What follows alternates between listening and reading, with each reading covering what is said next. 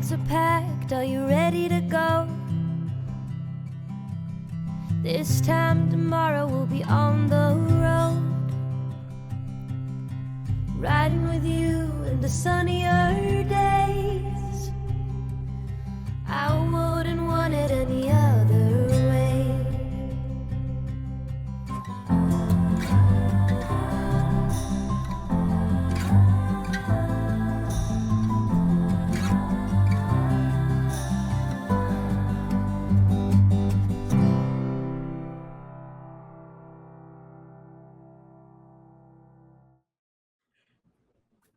Hi, hello everyone, and welcome to Children of Éarte. We're so excited to have you here today. We were so excited we were talking with each other right up until we went live. So we are energetic and ready for today. But of course, first we'll start with Adam, who will tell us about today's sponsors. We were talking so far up until this that you might have heard the very end of our dastardly plan. First, we have Idle Champions of the Forgotten Realms sponsoring tonight. Thank you so much for all of that support. Up Electrum chest code on the overlay or bouncing around in chat. And we also have Die Hard Dice. You can pick up 10% off a purchase with Die Hard Dice using the code Éarte. And I think we're going to be giving away a gift card also in chat. So that's going to happen very, very soon. You're probably going to see that also bouncing around in chat. And Die Hard, so we're getting...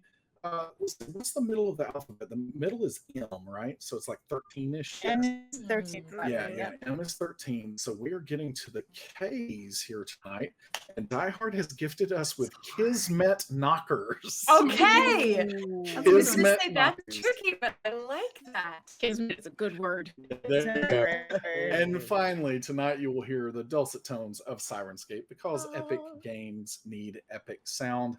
I am Adam Bradford, CDO at Demiplane. I stream things. I collect a lot of things. I'm a fan of a whole lot of things. And you can find me on Twitter at BadEyeAdam. And I am playing Silas Jordan, who's really, really sick of all these mother flumping. No. Yeah, we'll keep going. That's another kind of creature. Yeah. Mother flumping. Okay, everybody. Hey, I'm Alicia Marie. You can find me on socials at Alicia Marie. I'm a professional artist and performing artist. On Monday nights, you can catch me on the Glass Cannon Network for Voyagers at the Jump. On Tuesdays here, and on Fridays, I'm live on the Bending channel with Laura and Jennifer Kretchmer for Radiant Stories. Tonight, I'll be playing Weather Warrior Fairuza. We are inspiration today. I love it. Hi, I am Jen Kretchmer. You can find me on Twitter as @DreamWisp. You can find me streaming on Twitch as DreamWispJen. Mondays I'm here. Mondays I'm on my own channel. Tuesdays I am here. Wednesdays I am on Play Renegade playing some vampire. And Fridays I am part of Radiant Stories with Lauren and Alicia. And tonight I will be playing your friendly neighborhood troublemaker, Maeve Morgan Flynn. Hi, I'm Lauren Urban. I'm the content coordinator over at Idle Champions of the Forgotten Realms. You can find me on Twitter as Lauren, where I post Obo stuff and D&D stuff. And tonight, I'm playing Neb, who is really sad that she and Fairuza were not able to enact their two-person acrobatic troupe. Fairuza, it will happen one day. Oh, it's me. Okay. Robin's missing boots. Yes. Hi, my name is Hope LaVelle. You can follow me on Twitter at the Hope LaVelle. Tonight, I will be playing Miss Robin Beckett, who indeed says never to cry over spilt milk, but you can cry over a lost boot. So, and I am Deborah Ann Woll, and I am your storyteller for this evening. So, thank you, players, so much for playing with me tonight. And everyone at home, please settle in, get comfortable as we begin the 19th chapter of Children of Éarte. So, as you'll remember last time, we returned from our side quest and you had found the clue from the first level. You then proceeded to the second level, which is where you believed the final clue would be etched. You made your way down that tunnel towards the sort of lake of Ichor, this sort of river pool of Ichor between you and the shale on the other side. But very lengthy, not very healthy conversation there, which summoned 5 scary crawlers into this room with you. You were able over time to take them all out. However, the ooze is attacking at the same time and splashing whenever a creature fell into it, so you have some residual damage from that. At this point, we have 4 of you back in the tunnel still. I believe Silas and Robin and Neb are all sort of dealing with the ooze there. Maeve, you are parting the Black Sea of Ichor with your hairspray. And Fairuza on the other side, awash in the blue blood of your victims, are now attacking with your axe the other side of this pool. We are still in initiative, and I believe the ooze is up. Oh my God. So I don't know if I remember it like that. no, I'm pretty sure it's the Ichor's turn. So the Ichor, Rosa, you were right there attacking this Ichor, unfortunately. So I know on your list, Maeve, does that disadvantage on this? No, it Only does not. on you. Okay. All right. Unfortunately, as you stand there, Fairuza, you lift your axe back up, having chopped a little bit of this ooze, this silly putty in front of you. As you do, it's almost like an arm of it reaches up towards you as well, sort of trying to grab somewhere on your leg. Oh, that's not very good. That'll be a 6 to hit. I'm fairly sure it misses. Oh, yeah, All she right. just dodges. Yeah, she dodges and it slaps onto the ground, and you hear this as it sort of pulls itself back into its own pool. All right, Silas.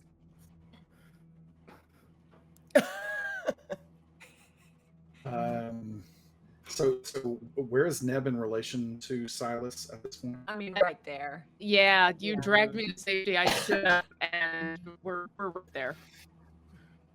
Does Silas know that she still has that on her? Yeah, it's real gross. I mean, it looks bad. It's acid, right? I mean, there's steam coming off of it. This thing has wrapped itself around, like fruit by the foot, just like wrapping itself around her foot and leg. There's pustules and bubbles bursting out of the wound in between this ooze. But other than that, it doesn't appear. But other than the giant problem with her leg, that's fine. It doesn't appear. So, do we feel like at this point that Silas would think that this is a creature? I mean, yes. I mean, it has displayed. It has reached out to attack several of you rather than being passive and stepped in. You have physically seen the pseudopod sort of, silly putty arms reach Probably out. safe to say, though, that Silas has not seen it. Has Silas seen the blob? Yes, for sure. That is what Silas thinks this is. But Silas thinks the blob is a Silas creature. does not think that the blob can hear. Okay. And so I think that's the big question for Silas. Gotcha. So instead, Silas's phone was broken somewhat close to this. Oh yeah, we have a phone mystery. We're not sure. Yes, Silas's phone I think is gone because it got thrown against the wall and crushed by that crawler in the corner. I guess is the broken glass or the case of the phone close by? No, that's on the other side of the pool. I see a stick or a rock or any kind of. Plenty of rocks. Okay, excellent. Silas is going to take a rock then and is going to try to just at this point, because he's definitely trying to go across this at this stage because he is not She-Hulk. So he's going to take the rock and try to scrape this creature off of Neb the best that he can try to. Right. Okay. There's a moment where you come up with this random rock you found, and Neb will reach into her pocket and hand you her rock. You're like, for good luck, I guess. Oh, okay. Is it going to survive this? But he still takes it. Okay, And he's just going- I don't know if I trust any of the rocks that are around here. Well, I hope it doesn't burn it. And he's starting to Okay. try to just see if he can get it off without touching it himself. Let's do a sleight of hand, please. Oh, it's okay.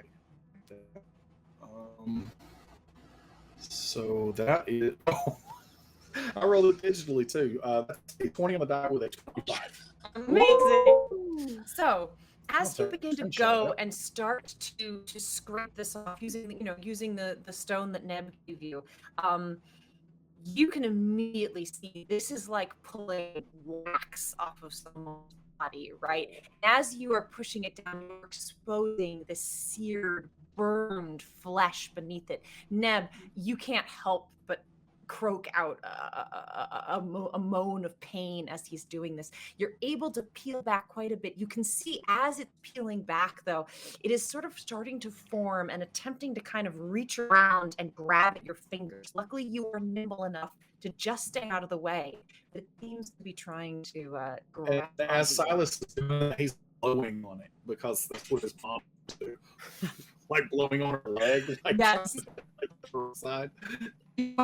Just move it off. It is now on, dripping off the end of this stone. And Silas is just going to be like, oh, and like just like You like, throw kinda- Neb's special rock in. Yeah. he kind of freaked out a little bit. No, that's fair. That's fair. That's fair. Throw the special rock in. He's definitely not going to throw it into the pool. Like, Not he in the does have pool. more Where do you sense. throw Throw it to just the side, Okay. like over. Yeah. You throw it to the side. It lands on the ground, the wall of this tunnel, and immediately sort of snakes up around itself, becoming this little pulsing sort of ball of oil. And you can see even as it pulses, it moves a little bit, crawling along the ground. You have, I'd say, a movement left, Silas. There's no clear path for the icker or anything Nope, at this not point, yet. right? Yeah. Maeve's got it about half cleared with her. So yeah, I'm just going to. I am going to Flamethrower. step. At that point, I'm going to just step. Kind of up and make sure that I'm beside. No, in case I, head across. As open. All right, Robin. So, has Silas successfully gotten all the ooze off of Neb? He's removed the ooze. The ooze is still, within 5 feet. It's just on, the other side of the tunnel. Looking at Neb, you don't see any more of the ick on her leg, but her leg looks It's fine. I'm just not gonna look at it. It's fine. And then Fairuza's on the other side with some ooze. Fairuza's on the other side attacking the ooze. It tried to attack her, but it missed her. Okay. Robin's gonna look back and say, "Don't worry, you're in good hands, dear."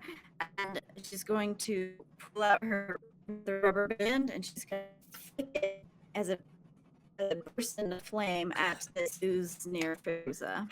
Fantastic. Give me an attack roll. No, give me something good. All right, there's a 21 to hit. 21 will hit. Absolutely. Do not bad. 6 points of fire damage. 6 damage. Okay. As your rubber band lands near Fairuza, kind of on the opposite side of this path is clearing, it erupts and the fire starts to spread across the surface of this pool.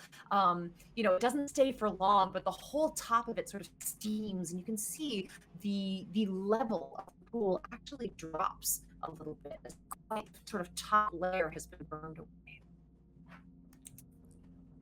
And that'll be it. Okay. I would like to continue doing what I was doing. Cool. Learning things. Would you like to step forward and continue clearing the path? Because you sort of reached the to walk through the part of the icker and Sure. path. Okay.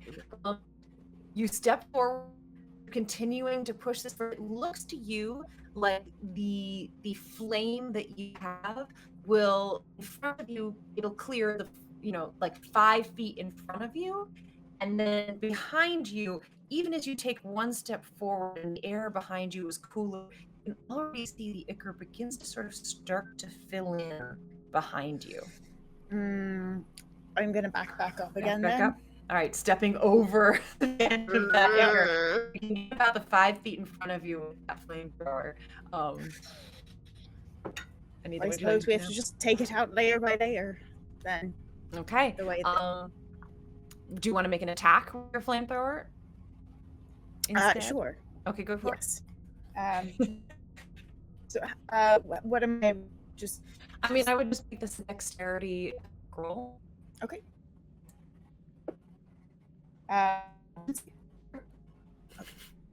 You do your hair, right? You use a hairspray all the time.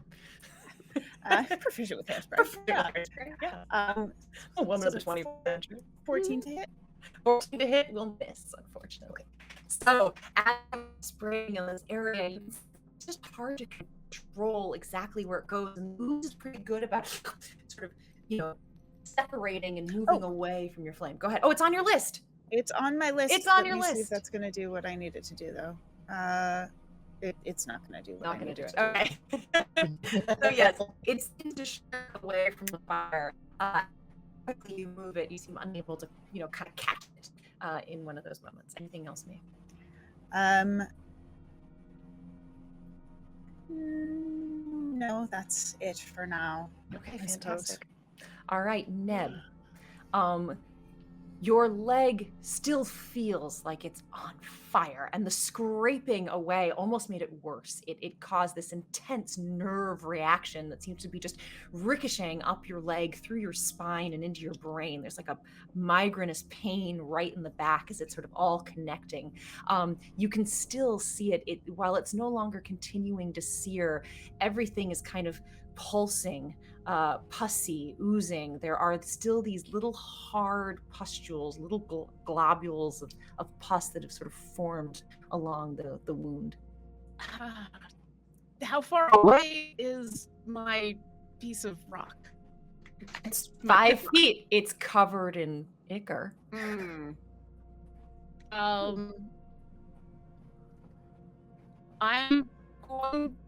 I don't want to move just yet because it hurts so much, but I don't want to call out to anybody because I feel like already I've been a big problem. So she'll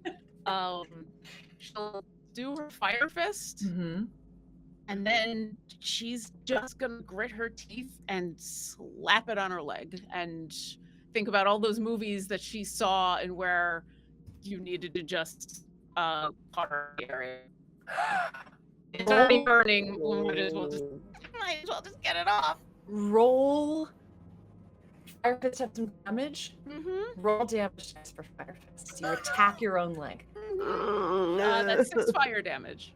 6 fire damage. So you take 6 fire damage as you all watch her just slam her fiery fist into her own leg. It starts to sear and sizzle. You see these pustules pop as this green ooze flies out of it. However, the wound does seem to kind of char a little, harden up. Some of the pus that was oozing out of your own body seems to be going, and these pustules have sort of burst, and the acid in them is dripping off onto the ground below. So you take the 6 fire damage, and I'd like you to give me a Constitution saving throw. Well, so here's the thing. Yes, are you dead? I sat down to do this because I was really, really dizzy, and it's a good thing because the last thing I see before I fall unconscious is, all right, well, at least I got the pustules. So, you die. No. You fall unconscious as the pain is so intense as you sear into your own leg. You fall over, your eyes rolling backward and your head into a clump on the ground. You will automatically then, you are poisoned from those pustules. You have poison condition when you wake up. The rest of you see her just out as she falls back onto the ground. It is now the ooze's turn that was on Neb and is now on the ground by Silas. Silas didn't. I know you didn't move. You didn't move away, right? No. Yeah. All right. Hi, tiny little ooze. Opportunity attack ooze. Ooh, I like that. I wake up and just slap that. No. 18 to hit you, Silas. Definitely hits. All right. This little thing, it's it's not much bigger than the sort of the palm of your hand, although as it pulses, it's each get a little bigger. It's sort of rolling forward, almost kind of slowly, and then suddenly, this long sort of tail of it reaches out and wraps itself, wrapping around your leg like a tree trunk. You are going to take. Oh boy. That is 6 bludgeoning damage from the attack and another 5 acid damage. Ooh. Ooh, Ichor's bad. I don't need dragons. Uh-huh. I'm gonna kill you with water. Oily water. Acid water. As it wraps around your leg, holding you there. Give me a strength saving throw. 19. Yeah, you're good. You're not restrained, but it is on you. It is sharing your space. The whole thing has kind of wrapped itself around your leg. Okay. That is its turn on to Fairuza on the other side. Okay, so I'm the only one that's over there, right? You are. Everybody's across the way. She sees Maeve passed out. So not Maeve. Combination too. Yeah. Yes. Also Maeve. name. That's their Maeve. ship name. She's gonna just yell out, "You guys, Maeve, is it okay? Maeve!" She's just gonna scream that because she passed Just out. saw her all over, yeah. Yeah, she's just yelling it, and then she's gonna look down because there's some ooze that's sort of like on the wall, right, or like right here. I don't know. So it's this big pool in front of you that made half cleared. You're right at the shoreline of it, and these little things have been trying to kind of jump out and grab you. Okay, she's just like, "What do you want?" And she's like stomping her feet, and for a flash of a moment, she thinks to herself, okay, these boots that she took off, the man, the whatever you call it, the minor in the mannequin. the minor in the cave, they were. She just remembers thinking they were really loose when she put them on, and she's like, yeah, they fit pretty good now. Interesting. Anyway, what do you want? And she's going to, just out of frustration and fear for Neb, they start doing this with their hands, which creates the electricity again. Mm-hmm.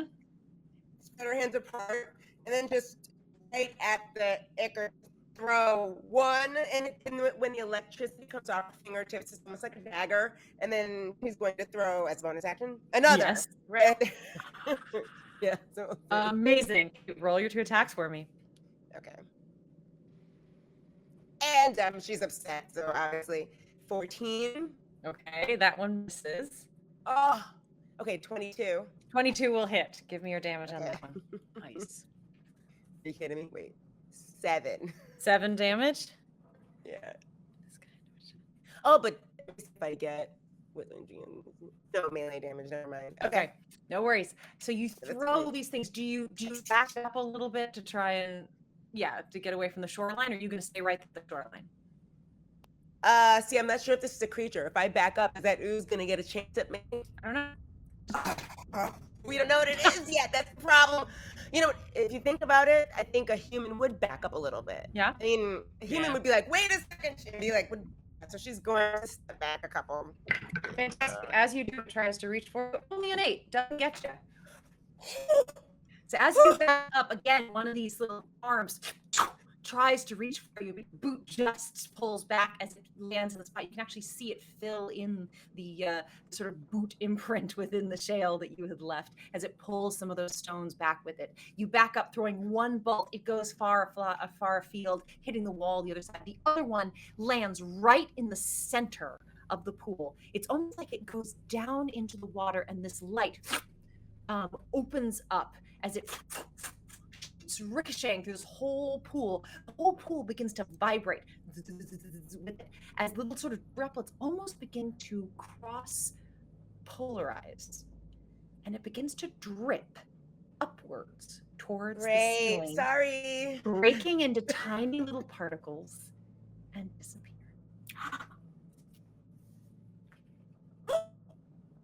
Oh, that's so cool. That is cool. Wait a second. Did you guys just see that?